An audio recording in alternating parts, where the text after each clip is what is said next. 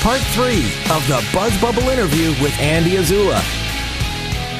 Now back to our host, Kevin Kelly. On the Buzz Bubble. So are you tired yet of being that guy and, hey, there's a guy from, it's interesting. Little celebrity. It's funny because I do get recognized everywhere. It's kudos to the media department, the buy-in, which is phenomenal because it's all, it was all sports and news, right? So airports, anywhere near college, the campuses, Vegas, it just like really was out there. So it is a little weird that you get recognized everywhere you walk, but everyone seems so nice and appreciative, and they're excited. And how can you not be excited when someone's excited to see you? Oh yeah, it's actually a good thing. Well, that's good. No one's come up to me and said, "I hate your ideas and campaign." Bam, bam. Although I keep waiting for that, it hasn't happened yet. Brown markers are ecologically damaging. What are you doing? Let's segue over into Pizza Hut because I know you're motivated by your love for pizza. Getting on the Pizza Hut campaign, kind of like you go after the agency. You went after the food for that one. Yeah, that's true. So that's a relatively new account for you guys, and tell me about some of the things that have gotten you jazzed about working on this account and some of the new and different things that you guys are doing. It's a fascinating industry. This whole quick service restaurant and right. The pizza and the pizza business is just. It's a whole other world. So right. I love that. It's complicated, it's hard, it's fast moving, it's day after, it's high pressure, it's driven by so many things from the price of milk to the storage of pepperoni to all these factors. It's driven, there's this great checks and balances between franchisees and corporate and the way they work together. That sits underneath the fact that it's part of the Yum brands, so there's a whole Yum brand tenet of advertising and marketing that they tend to follow. And, it's a huge puzzle. It's this massive puzzle. So that's exciting. It's exciting to say, okay, how can we take all these components, increase their sales, and do really great work in a category that's not necessarily known for doing great work since Little Caesars. Right.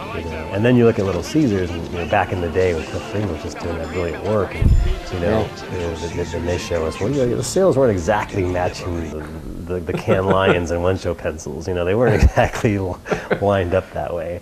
So the pressure is on to say, no, everything is so accountable. Well, I was going to ask, how quickly do you get data back after? Oh, very quickly. Yeah.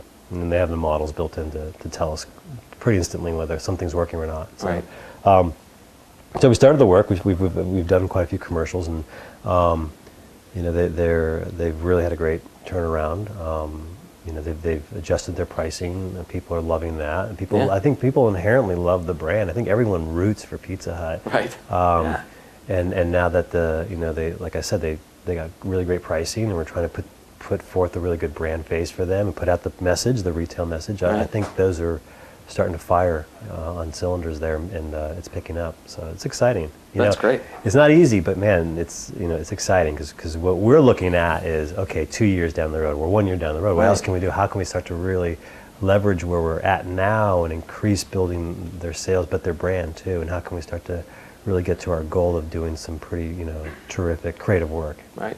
You mentioned the media guys in the context of getting the UPS spots out there. Yeah. Pizza Hut had some Super Bowl time.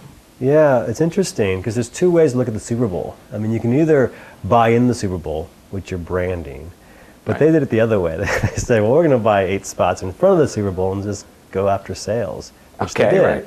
So they bought the pregame. We got 8 slots in there, and we just ran this, the big pizza deal out, and they did. That's great. They did fantastic.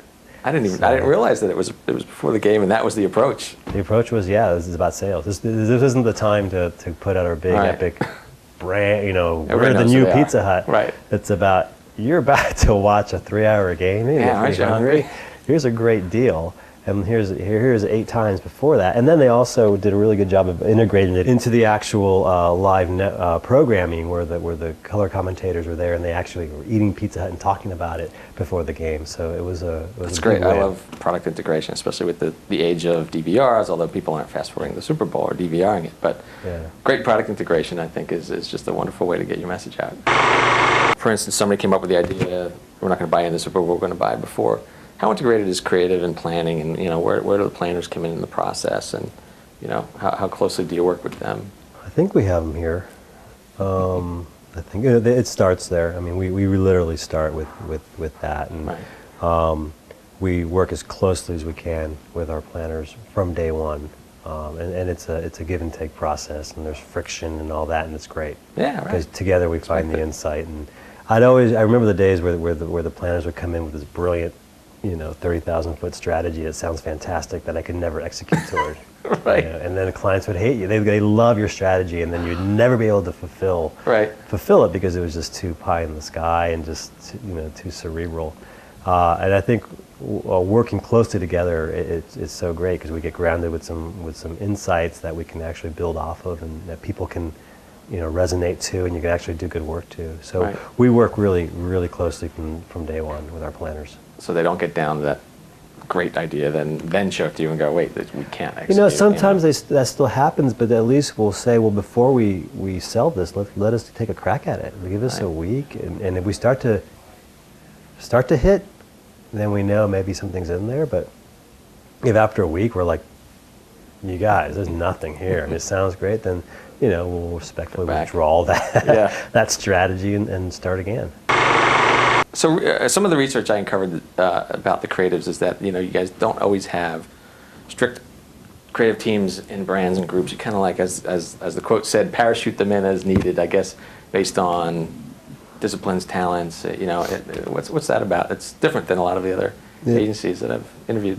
It is. It works really well. There'll always be core teams somewhere, because some of the clients, they're too complex not to warrant having people who have the in-depth knowledge.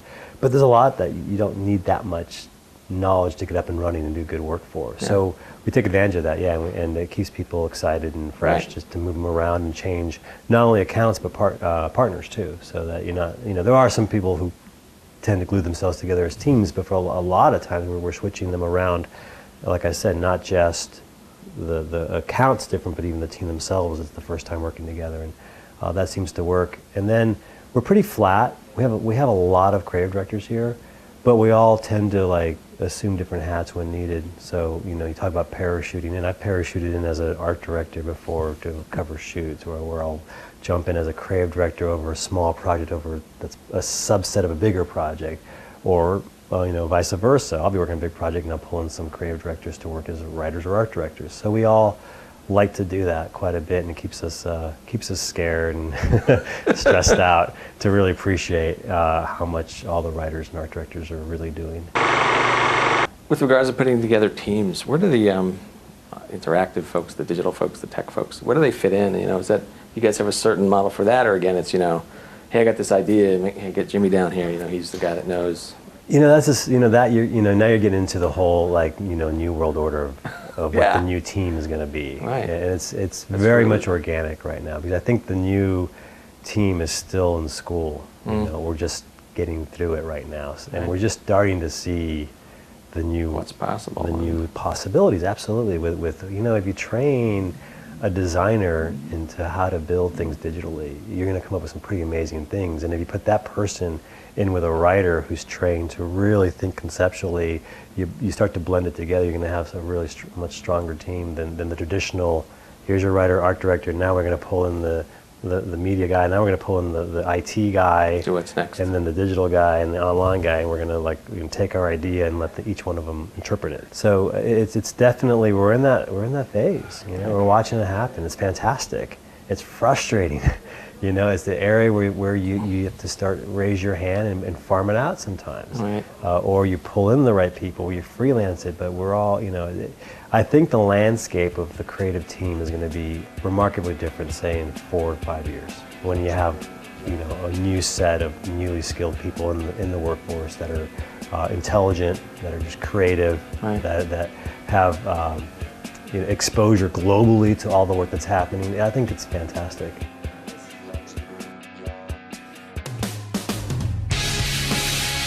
That's it for part 3 of the Buzz Bubble interview with Andy Azula. Tune in next week for part 4. On the Buzz Bubble.